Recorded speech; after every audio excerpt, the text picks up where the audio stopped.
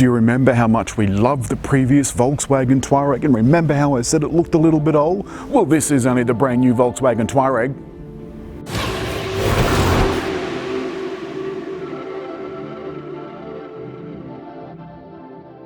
The new Touareg is as big a jump from the old car as it was to go from Starship Enterprise from Captain Cook's Endeavour.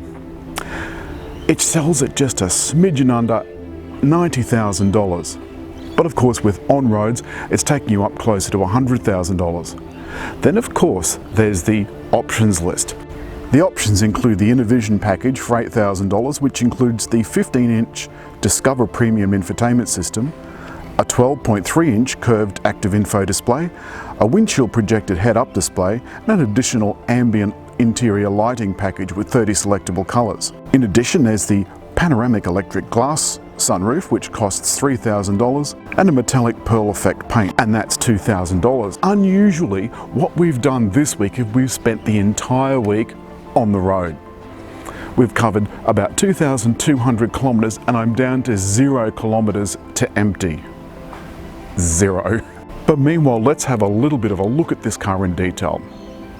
First, there's the engine. The engine is the same 3-litre turbo diesel with the 8-speed automatic transmission from the Amarok. Also from Amarok, we get the all-wheel drive system, VW's 4Motion. So it doesn't have a low range gear, but it's almost as good.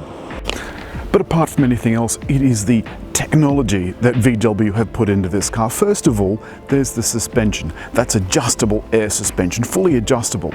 And from the back, if you're loading some things into the hatch, you can lower it with a button right there in the luggage compartment. New Touareg looks $1 million, especially compared to the old model. The front is quite tall. It comes up to almost my waistline. These strong horizontal lines hold the solid VW grille and the VW badge. Now remember, that badge has the radar in it for the radar guided cruise control. You can see after our 2,500 kilometre road trip, this thing's covered in bugs. Look at these headlights, they're amazing. You can see how awesome the indicators look. There's 128 individual cells in those headlights, and as an oncoming car or even a set of headlights moves through that field, individual cells turn on and off, so there's just a pool of dimmed light here, but everything else around it is fully lit. Just extraordinary, and it's the best matrix LED system I've used. We used it extensively on our 2,000 kilometre trip. Here's a bit of footage. Look, it really isn't all that clear, and it's not clear that the cells are turning on individually, but as the car moves through the field, the little pool of dim light follows it. It did get fooled by the odd traffic sign. As we were coming towards it, they got quite bright, because these things you can see for quite a long way off. When you come into an area with street lights, the entire system goes into sleep mode, and it's just then normal old low beam. And these are the 20-inch Brager alloys I told you about earlier. There's a little hint to off-roading with these sacrificial plastic bits at the top of the guards, but look, you're never going to go far off-road. Along the side profile, we've got some indicator repeaters here in the side mirrors, and this indentation in the handle, you hit that to lock the car and that to unlock it. And that works on all 4 doors. You can also unlock the back with a kick to open function like this. With the key in your pocket or bag, you just wave your foot under the center of the back and it opens for you. And really rather cleverly, this luggage cover slides up this little track when the back door opens, so that in the closed position you can see out the back window, but in the raised position you can get your stuff easily in and out of the back. The interior is capacious, and as you can see, the seats go down in a 40-40-20 split, and they fold down almost flat. And putting the back seats down is as easy as doing that. And you can see that seat's gone down, but of course I've got something on the back seat, so it's not going down fully. A thoughtful little touch is the shopping bag hook, and believe me, I made good use of that. And you've got one of the shopping bag hooks on both sides. As well, there's a 12-volt outlet in the back. The back is a nice place to be. There's soft touch material all over the interior. Plus, what isn't soft touch is classy piano black, and there's also this fancy interior lighting scheme that came as part of this interior upgrade package. As you can see, inside both seats have a cargo net, and there's plenty of room between me and the seat in front. I'd say that's a good 3 or 4 centimetres. The seat's nice and high, so my feet go right under the seat in front. The air conditioning is also quad zoned, so there are outlets in the rear, plus temperature controls, fan controls, and flow controls.